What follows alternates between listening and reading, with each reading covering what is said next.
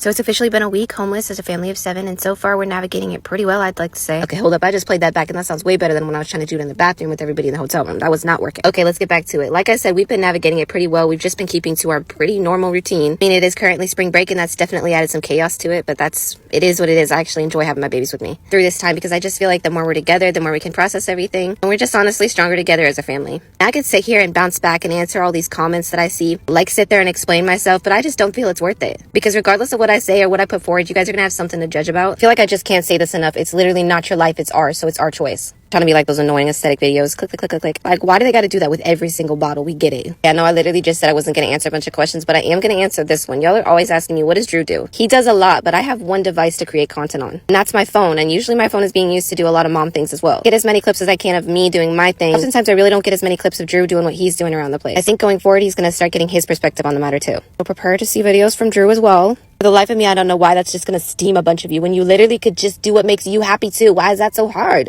I wake up and choose miserable every day and then you turn around and blame other people for it. What the fuck? I thought we were the creator of our own destiny. Okay, bye-bye now.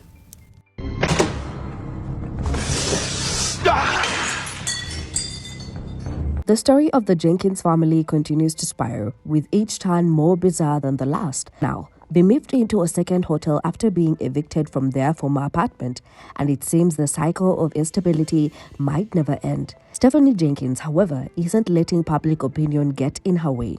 Even in this new hotel, she continues to post videos showing off the surroundings and revealing the odd, often disturbing details of their life. It's clear that the Jenkins family is stuck in a dangerous, unhygienic environment, and things are only getting worse from here. The new hotel they've moved into doesn't even seem like an improvement at all, especially when you take a deeper look at the reviews. Multiple social media posts quickly identify the location, and the feedback from previous guests paints a troubling picture.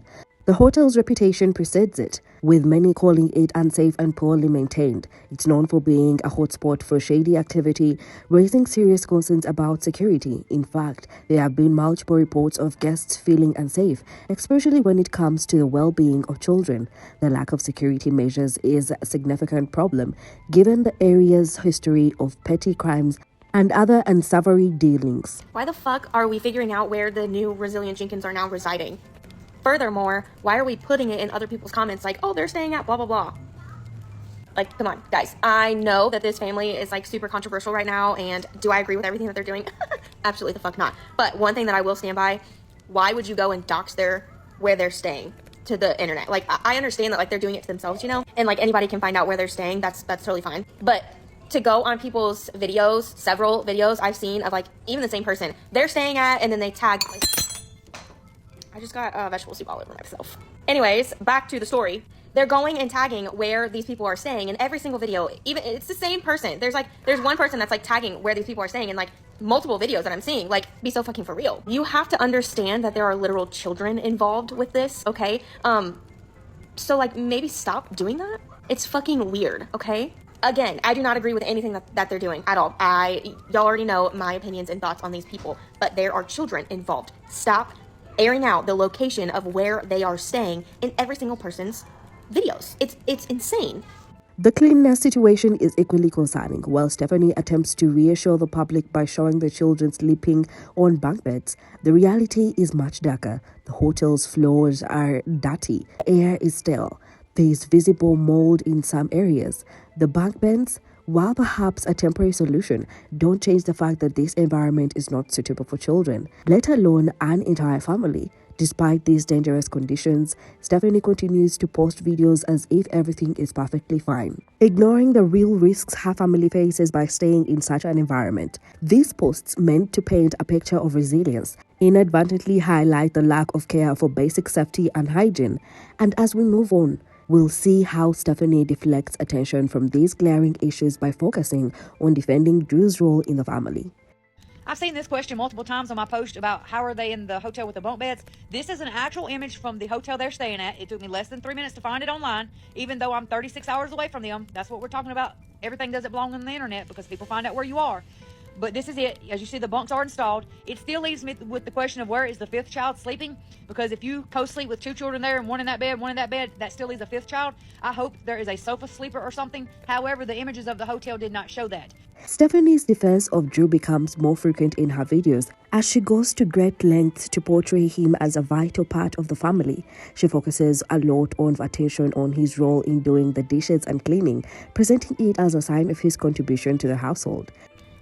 This family, I'm not gonna say this family, the parents are starting to irk my fucking nerves. Because why isn't the dad working?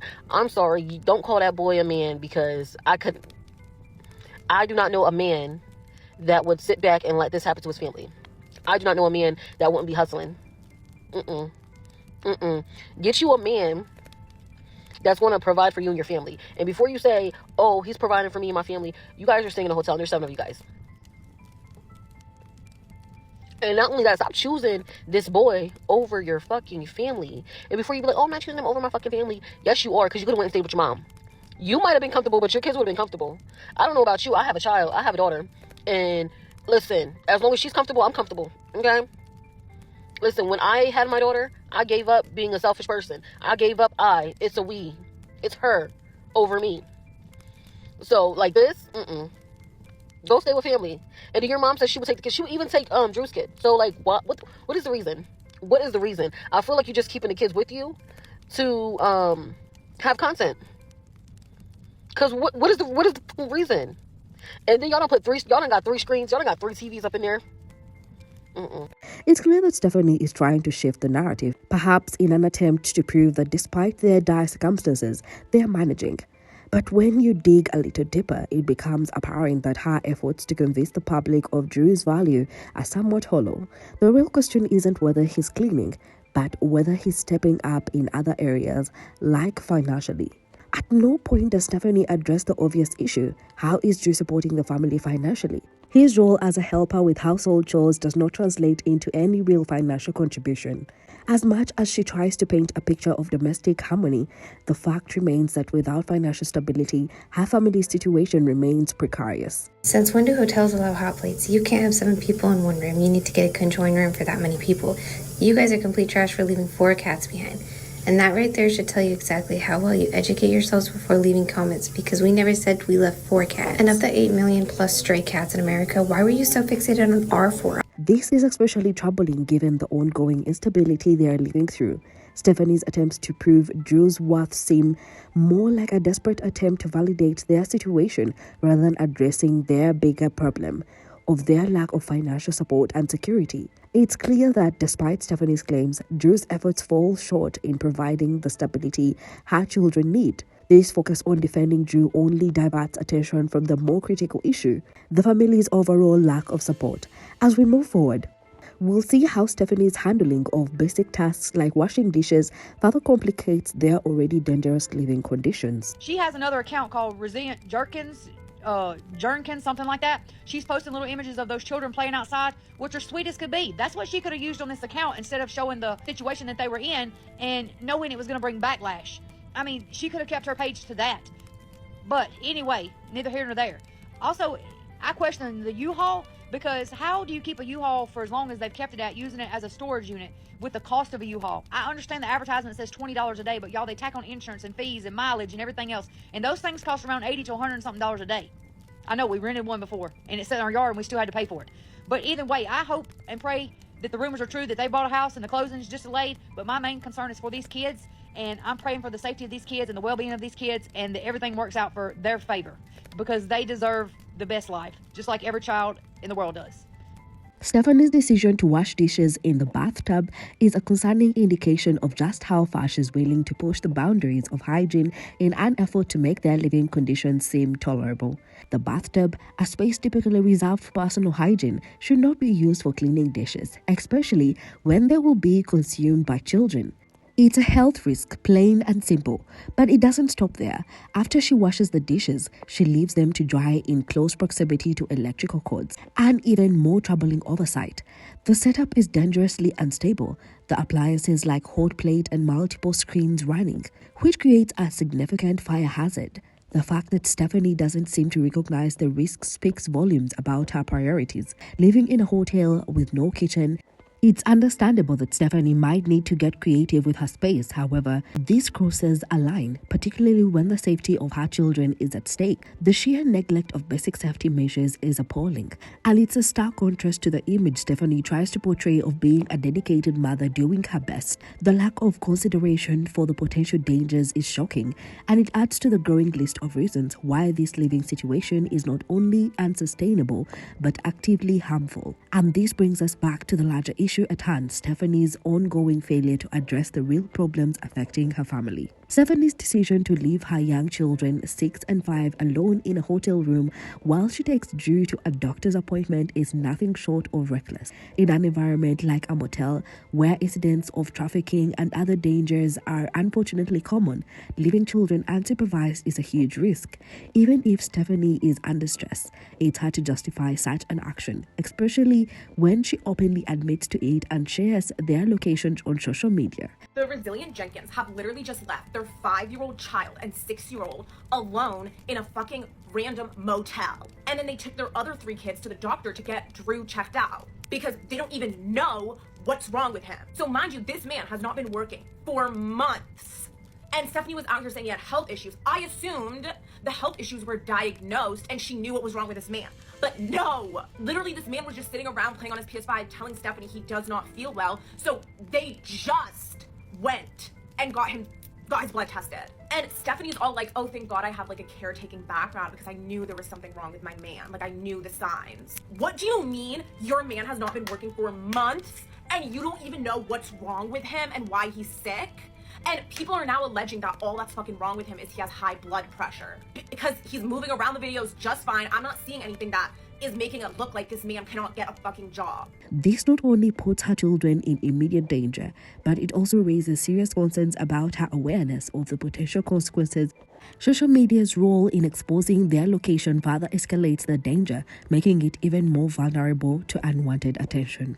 When you look at the bigger picture, it's clear that Stephanie's repeated behavior reveals a pattern of neglect. She continuously exposes her children to unsafe situations, whether it's by staying in unsanitary hotels or leaving them unattended in a vulnerable environment. It's not just a one-off mistake. This is a repeated failure to prioritize her children's safety and well-being.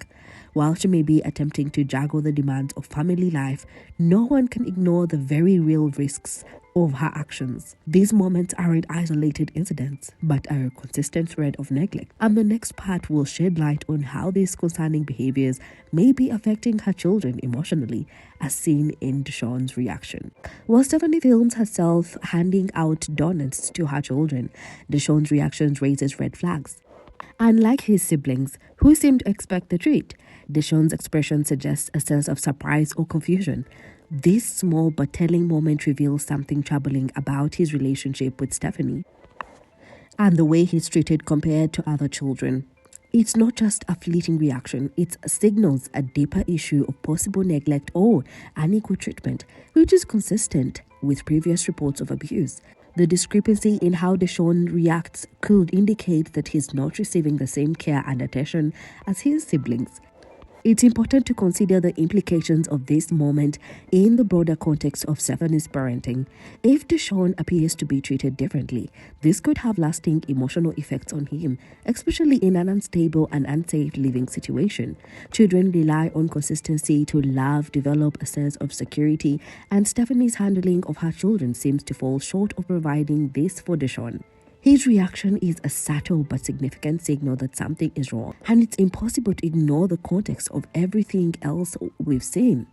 As we move forward, we look at how Stephanie's portrayal of her family's resilience further complicates the situation. Stephanie frequently insists that her children are resilient and happy with their current living situation, but this oversimplification doesn't capture the reality of their emotional struggles.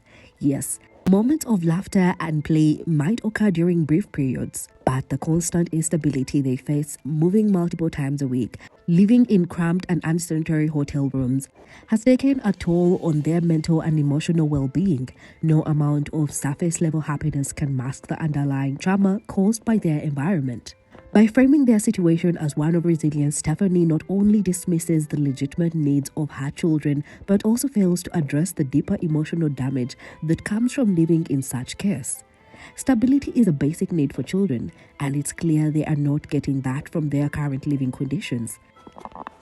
While Stephanie might be convincing herself that they're doing fine, it's evident that her children are likely suffering more than she realizes. Her constant reframing of their challenges as resilience only serves to deflect from the critical need for stability and care. This mindset ultimately leads to lack of accountability, and it's something Stephanie needs to confront. As we continue, we'll dive into how her denial of their struggles is impacting the way she manages their safety and future. In conclusion, Stephanie's constant focus on presenting her family as resilient and content is at its core an attempt to deflect from the glaring issues of neglect and irresponsibility. Despite her claims that everything is fine and that they are happy, her actions paint a very different picture. Leaving her children alone in unsafe situations, neglecting their basic needs such as hygiene, and prioritizing superficial things like appliances over securing stable and safe housing. These are clear signs of a mother who is failing to provide the necessary care and environment for her children to thrive. This disconnect between the images Stephanie is trying to project and the reality of their situation has not gone unnoticed. Despite her attempts to convince the public that she is doing everything she can, the truth is that she is neglecting the most important aspects of parenting, providing safety, stability, and emotional care. The fact that she is increasingly defensive instead of addressing these critical issues suggests she is more invested in maintaining an illusion than in confronting the real problems that her family is facing. Stephanie's failure to understand the long-term consequences of her actions not only harms her children, but also prevents her from making the changes necessary for their well-being. It's troubling to consider that the Jenkins family might continue to endure these conditions, with Stephanie stuck in a cycle of denial. And the irony here is that even the cat, Milo, who was abandoned by the family, is now in a better environment, receiving care and attention that the children are not. The contrast is stark. An animal receiving the care the children desperately need? This situation raises an important question. How much longer will Stephanie continue to deny the reality of their suffering? And what will it take for her to recognize the urgency of giving her children the stable, safe life they deserve? As we turn to this question, we are left wondering how the cycle of neglect might continue or change for the Jenkins family.